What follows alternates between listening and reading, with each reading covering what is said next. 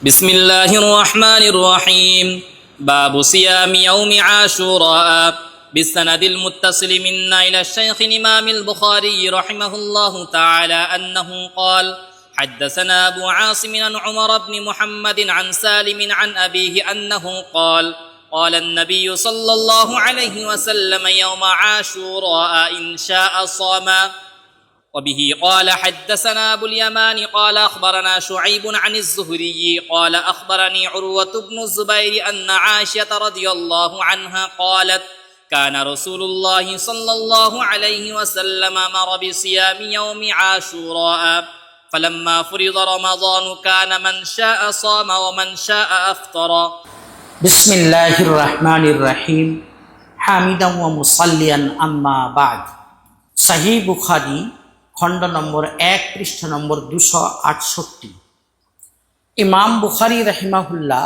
Heading এ লিখেছেন বাবু সিয়ামি ইয়াউমি আশুরা, আশুরার দিন রোজা রাখার বিবরণ। আশুরার দিন মানে মুহররম মাসের 10 তারিখ। এদিন রোজা রাখা সম্পর্কে ইমাম বুখারী রাহিমাহুল্লাহ এখানে বিভিন্ন হাদিস বর্ণনা করছেন। তিনি সর্বপ্রথম নিজের সনদ মিলিয়ে আব্দুল্লাহ ইবনে উমর রাদিয়াল্লাহু তাআলা আনহুমা থেকে হাদিস বর্ণনা করেছেন। তিনি বলেছেন রাসূলুল্লাহ সাল্লাল্লাহু আলাইহি ওয়াসাল্লাম আশুরার দিন বলেছিলেন, যদি কেউ চায় তো এদিন রোজা রাখতে পারে। এটা সহিহ বুখারীর হাদিস নম্বর 2000।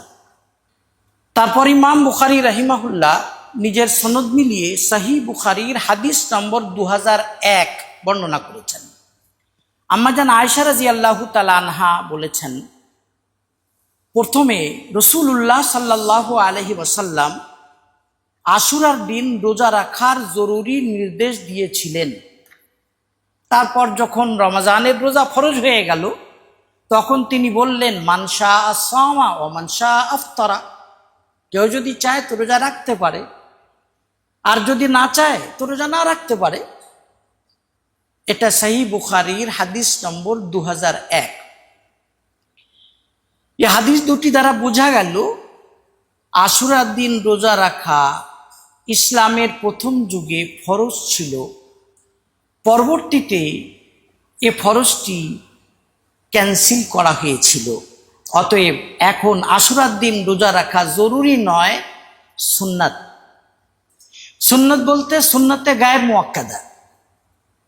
যদি কেউ রাখে সওয়াব পাবে, ফজিলত পাবে, যদি না রাখে গুনাহ হবে না।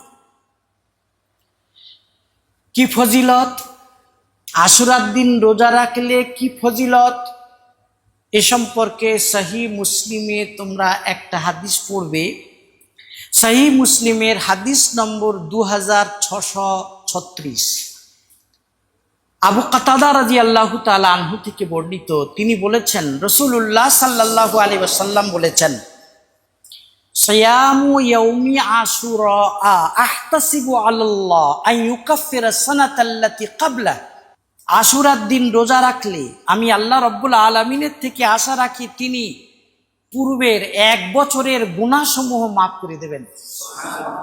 কত বড় ফজিলত! আল্লাহ রাব্বুল আলামিন আমাদেরকে আমল করার তৌফিক দান করুন। তবে প্রশ্ন হলো কটা রোজা রাখতে হবে? এ সম্পর্কে খুব সংক্ষিপ্ত কথা।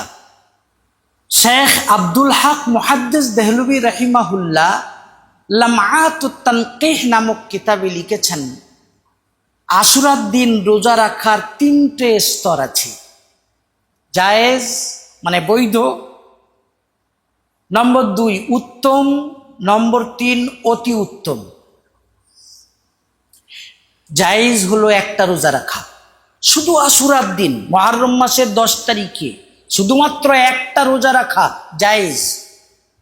জায়েজ মানে বৈধ, কিন্তু এটা অনুত্তম।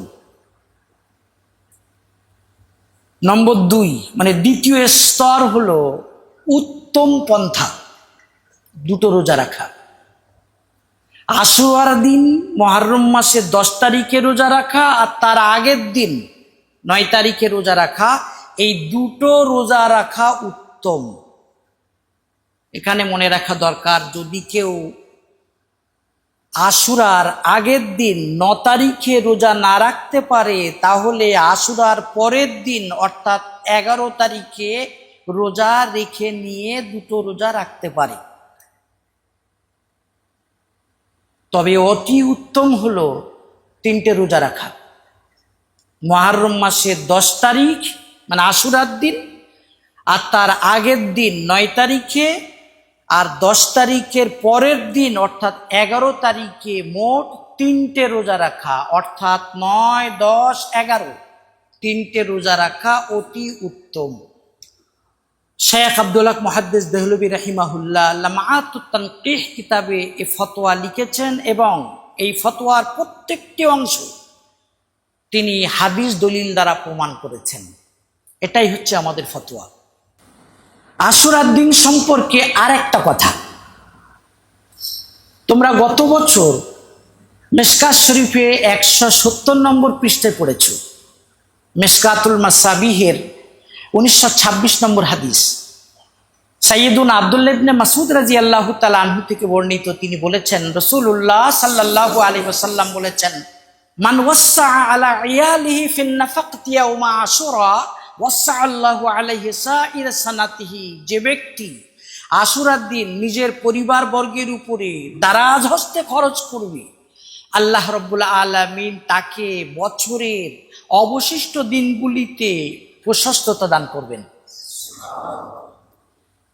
মিশকাত শরীফে 170 নম্বর পৃষ্ঠায় তোমরা এই হাদিস পড়েছ, আর হাদিসের শেষে এও লেখা আছে, ইমাম সুফিয়ান সাউরি রাহিমাহুল্লাহ বলেছেন, ইন্না জাররাবনাহু ফাওয়াজাদনাহু কাযালিকা, আমরা এটা পরীক্ষা করে দেখেছি, একদম সত্য। তার মানে সুফিয়ান সাউরি রাহিমাহুল্লাহ বলছেন, আমরা আশুরার দিন পরিবার বর্গের উপর যথাসাধ্য দারাজ হস্তে খরচ করেছি, তো আল্লাহ রাব্বুল আলামিন গোটা বছর বরকত দিয়েছেন। এটা আমাদের দেখা পরীক্ষিত আমল। আল্লাহ তাআলা আমাদেরকেও আমল করার তৌফিক দান করুন। সার কথা, ইয়াউমে আশুরা সম্পর্কে মানে আশুরার দিন সম্পর্কে শুধুমাত্র 2টো জিনিস প্রমাণিত। নম্বর 1 রোজা রাখা, নম্বর 2 নিজের পরিবার বর্গের উপর দারাজ হস্তে খরচ করা। এই 2টি জিনিস ছাড়া আমরা আশুরা উপলক্ষে যা কিছু প্রথা প্রচলন দেখি, এসব লা আসলা লাহু, ভিত্তিহীন। আল্লাহ রাব্বুল আলামিন আমাদেরকে কোরআন সুন্নাহর আলোকে জীবন গড়ার তৌফিক দান করুন। আমিন ইয়া রাব্বুল আলামিন।